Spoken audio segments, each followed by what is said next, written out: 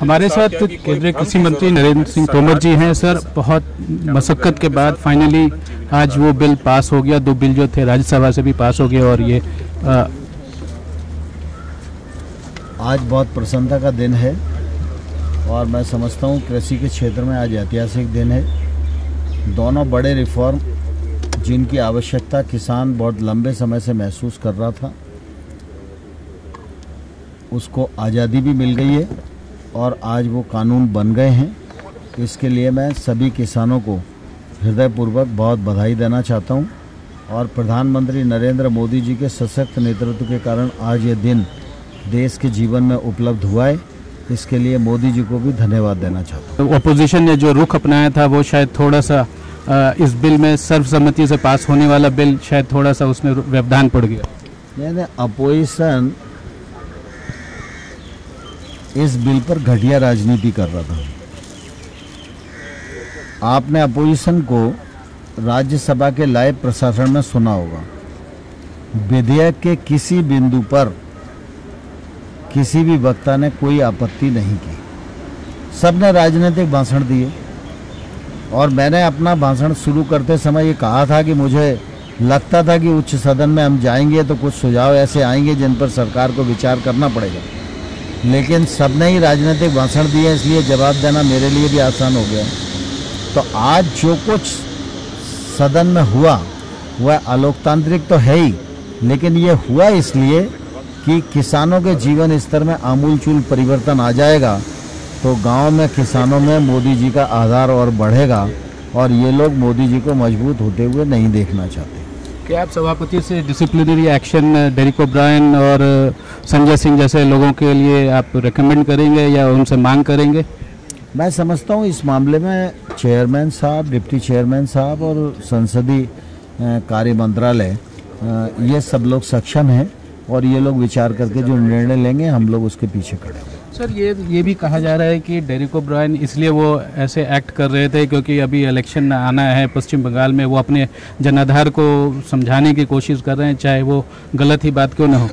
मैंने कहा ना कि जो सियासत करेंगे वो किसान का हित नहीं करेंगे और जो किसान का हित करेंगे वो सियासत नहीं करेंगे। भाजपा किसान हितैषी पार्टी है, इसलिए हमको किसानों के हित में निर्णय लेना था, हमने कर लिया। जिनको सियासत करना थी उनको भी पूरे देश ने देखा।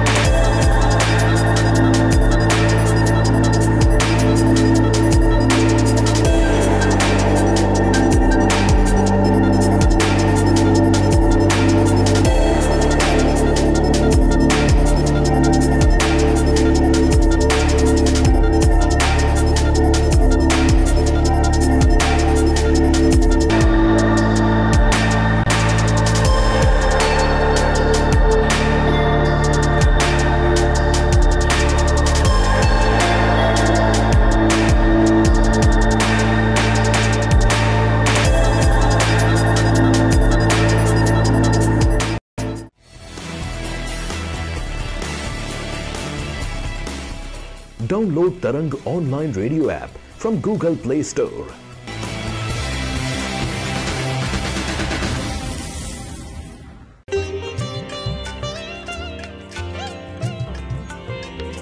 You are listening to Tarang Devotional Online Radio.